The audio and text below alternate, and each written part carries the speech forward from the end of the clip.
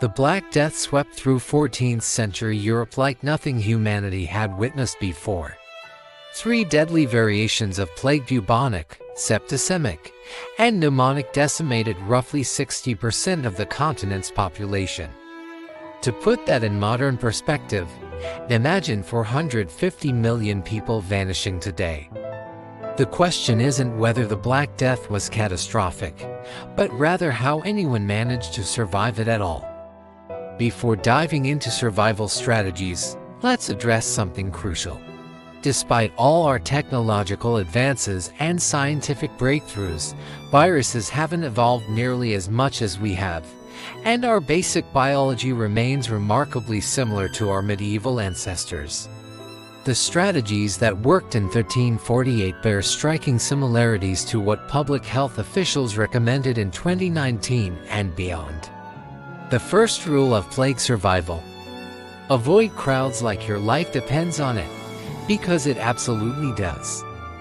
The pneumonic plague traveled through airborne droplets, meaning every cough and sneeze in a crowded marketplace became a potential death sentence. Picture yourself in a bustling medieval square, surrounded by people hacking and wheezing without covering their mouths. Each breath you took could be your last healthy one. The bubonic plague took a different approach, hitching rides on fleas that infested rats. These weren't ordinary fleas either, they were plague-carrying super jumpers capable of abandoning their dying rodent hosts and leaping up to 2 meters to find fresh human victims. Here is the terrifying part that medieval folks didn't understand: infected people became walking plague dispensaries without even knowing it. Their bodies hosted colonies of disease-ridden fleas that treated humans like public transportation, hopping from person to person with deadly efficiency. Maintaining distance of more than 2 meters from plague-infested fleas represented one of your best survival odds. Perhaps the safest option involved staying home and reading scripture until the whole nightmare passed. Actually, staying home wasn't just good advice, it was enforced policy in some places. Milan provides a fascinating case study in brutal effectiveness. When news of the Black Death reached this Italian city, its leader Yahud implemented draconian measures that make modern lockdowns look gentle by comparison. Anyone showing plague symptoms had their entire house boarded up from the outside, trapping everyone inside regardless of their health status. Healthy family members found themselves imprisoned with dying relatives, sentenced to likely death for the crime of cohabitation. This approach sounds monstrous, and it absolutely was. Innocent people died horrible deaths, sealed inside homes that became tomb-like prisons. Social activities ground to a halt. Yet Milan's mortality rate hit only 15%, dramatically lower than any other major Italian city. Sometimes survival requires sacrifices that haunt the conscience, trading individual lives for collective survival. The city had to abandon normal social functions entirely, including something particularly ghoulish: picking through the belongings of the recently deceased. Italy might be famous for delicious layered pasta dishes today, but during the Black Death, Florence witnessed a different kind of layering. A Florentine writer described mass burial sites where plague victims were stacked with dirt in alternating layers, like making lasagna with pasta and cheese. This comparison seems darkly humorous now, but it captured the industrial-scale death that overwhelmed the city. Bodies piled up faster than gravediggers could work.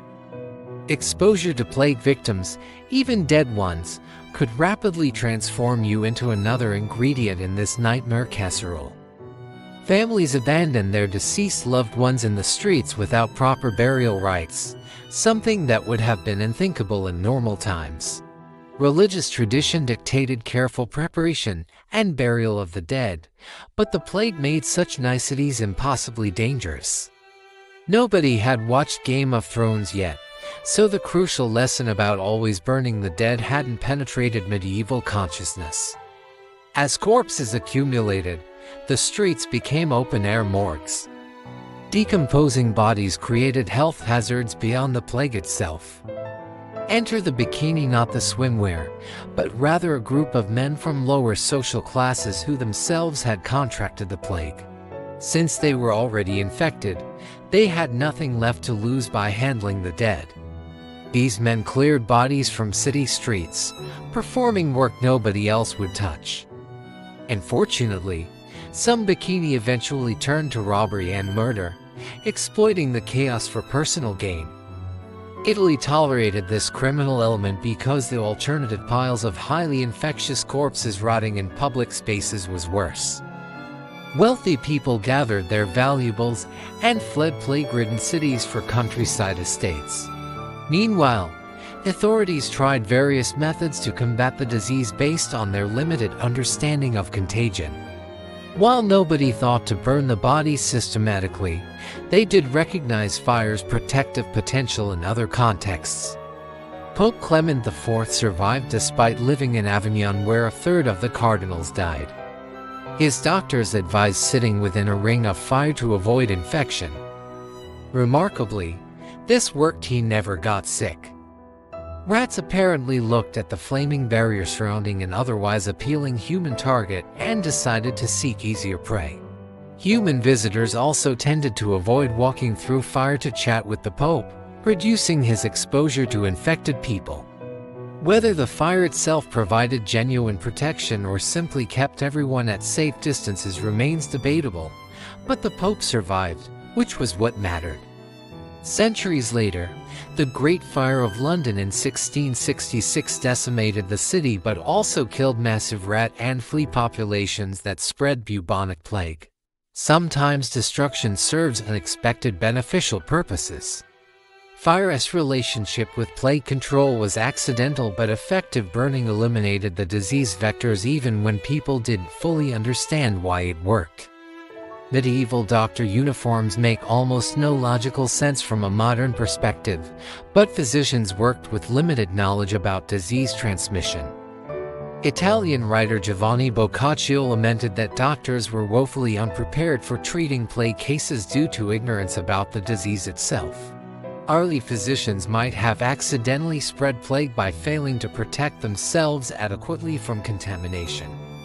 After years of trial, deadly error, and observation, doctors eventually designed specialized plague uniforms for protection.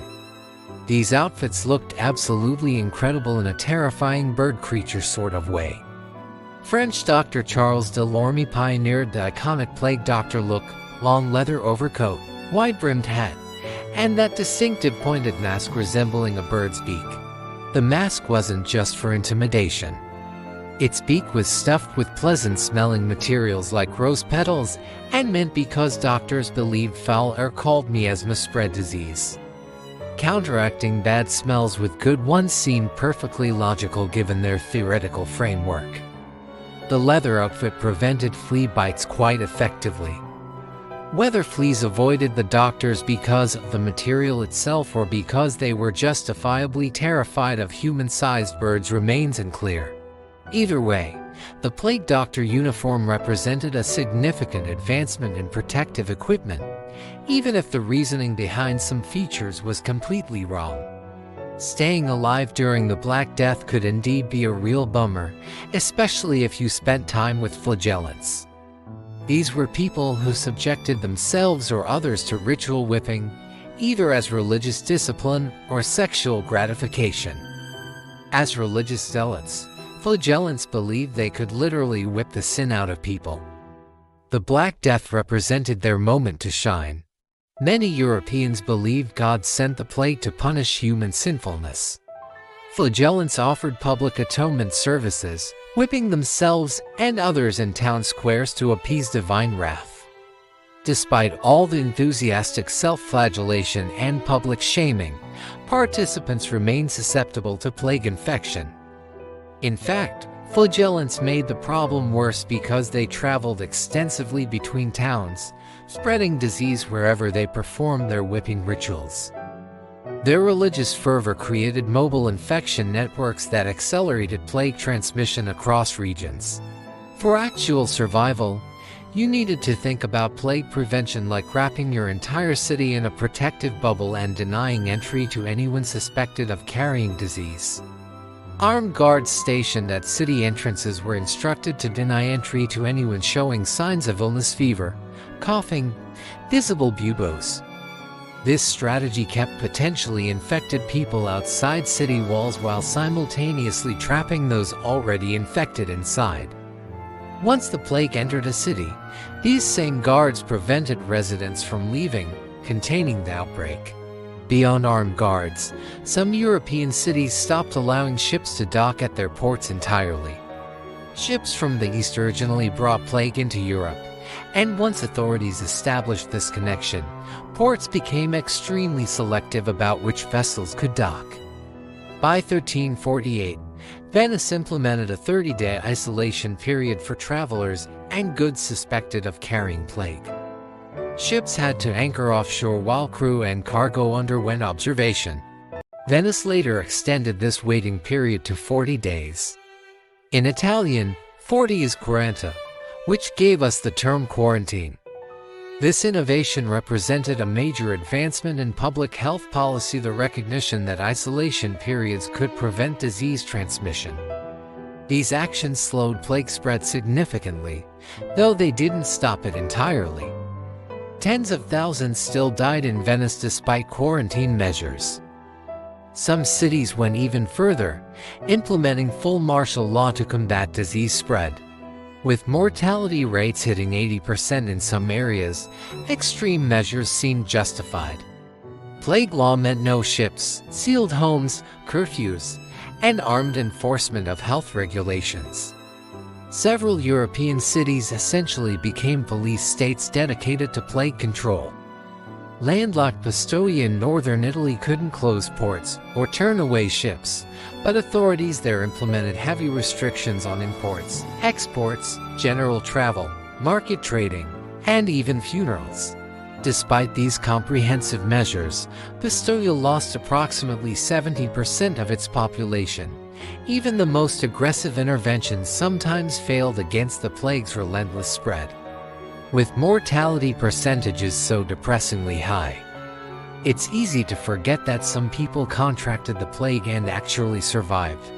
Their recovery wasn't due to bizarre medieval remedies like tying live chickens around plague buboes or drinking chilled arsenic. They survived because their immune system successfully fought off the infection, often because they maintained good health beforehand. This was long before keto diets and CrossFit gyms existed, but even medieval people understood basic nutrition. Leafy greens were healthy. Fresh food was better than rotten food. Recent research confirms what remains true today. If you were in poor health before contracting a disease, your odds of dying from it increased substantially. Plague mortality rates were higher among malnourished people, those with rotting teeth, or anyone with weakened immune systems. Healthy individuals, while not immune to infection, had significantly better survival rates. Listen to health advice, eat well, exercise reasonably, but also counterintuitively for modern times. Get outside in chilly air. Your survival chances improve dramatically in winter. And like modern flu and common colds that peak during cold months, plague preferred temperate climates, appearing in greater numbers during warm summer and spring seasons. Plague was nearly non-existent during winter months, making it suspicious when someone claimed plague symptoms in January, like Brenda calling in sick with flu in July today. If you wanted to survive an epidemic of unprecedented proportions, you could pack up your family and move to Norway. Cold climate countries seemed initially spared from plague's worst effects, and fortunately, the disease eventually evolved to tolerate cold weather, spreading throughout all of Europe including frigid Norway between 1348 and 1654. Norway experienced 30 separate plague outbreaks. Though notably none occurred during winter, the plague kept people guessing about its patterns and preferences. Did medieval people ever consider that some might be born with immunity? Because immunity absolutely existed. Some people inherit ageless skin. Others get crystal blue eyes. And some lucky individuals receive genetic immunity to a disease with an 80% mortality rate that devastated Europe's population. The Roma people in particular possessed certain gene clusters that protected them from becoming sick. Researchers have identified several genes that may have protected certain individuals from plague. The Roma weren't completely immune. They could still contract the illness, but they possessed genetic variations that triggered enhanced immune responses to Yersinia pestis, the bacterium responsible for the plague. This genetic advantage didn't guarantee survival, but it significantly improved their odds compared to populations lacking these protective genes. As established earlier, Europeans believed two demonstrably false assumptions about plague transmission. First, they thought the thick stench of sickness permeating the atmosphere was the physical embodiment of disease itself, while pneumonic plague was indeed airborne. It doesn't technically have a smell. Second, they believed the plague happened because God was furiously angry about human sinfulness. Without television, of course, there was rampant sin. Do you know how boring 1-3-8 was? Europeans lacked books, research, and the accumulated knowledge we possess today thanks to lessons learned during that era about disease transmission. They can be forgiven for avoiding extremely foul air and picking up extra rosary beads when science fails. Superstition fills the void. Medieval people did their best with the information available, which unfortunately included zero knowledge of bacteria, viruses, or germ theory. If avoiding bad air and increased prayer didn't work, there's one final survival strategy worth mentioning: the screw it approach. Boccaccio noted some Florentines who vowed to carouse, make merry, go out singing and frolicking, and satisfy every appetite possible. Europe was being completely decimated by this painful, poorly understood disease that seemed to randomly take 1 in 3 people. Thousands followed every precaution outlined here and still contracted plague. Some Europeans eventually concluded that if death was unavoidable, they might as well enjoy their remaining time. They went to bars. They danced, drank, ate, and lived their lives fully because they understood better than anyone that this bacterium was probably, ultimately, sadly inescapable. What was the life expectancy in 1400 anyway? Maybe 30 years. So they decided to embrace pleasure and community rather than die isolated and afraid. These pleasure seekers died just as frequently as those who drank in moderation and avoided crowds, but they died having lived fully rather than cowering in fear. Cheers to 1300s Europe. You walked so we could run. You endured unimaginable horrors so future generations could develop antibiotics and germ theory. The plague still exists today, but modern medicine treats it fairly easily with antibiotics. This represents a wonderful invention we can never fully appreciate because we've never had to consider moving to Norway to avoid the Black Death. We've never watched family members sealed inside houses to die. We've never seen mass graves layered like lasagna. Would you have survived the Black Death? The answer depends on numerous factors: your location, social class, baseline health, genetic makeup, and sheer luck. Some survived by fleeing to the countryside. Others survived locked inside Milan sealed houses. Some survived through genetic immunity they didn't know they possessed. And some survived by dancing and drinking until the plague passed them by, whether through fortune or fate. The Black Death taught humanity crucial lessons about disease transmission, public health policy, quarantine procedures, and the importance of scientific understanding over superstition. These lessons echo through centuries, remaining relevant whenever new diseases emerge. The strategies that worked in medieval Europe: social distancing, quarantine, avoiding crowds, maintaining good health, remain foundational to modern pandemic response.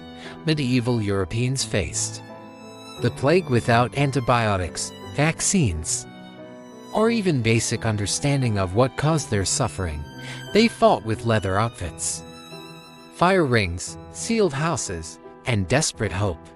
Some approaches worked better than others, but all represented humanity's refusal to surrender to catastrophe, that spirit of survival and adaptation, sometimes brutal but always resilient, carried Europe through its darkest period and paved the way for the medical advances we depend on today.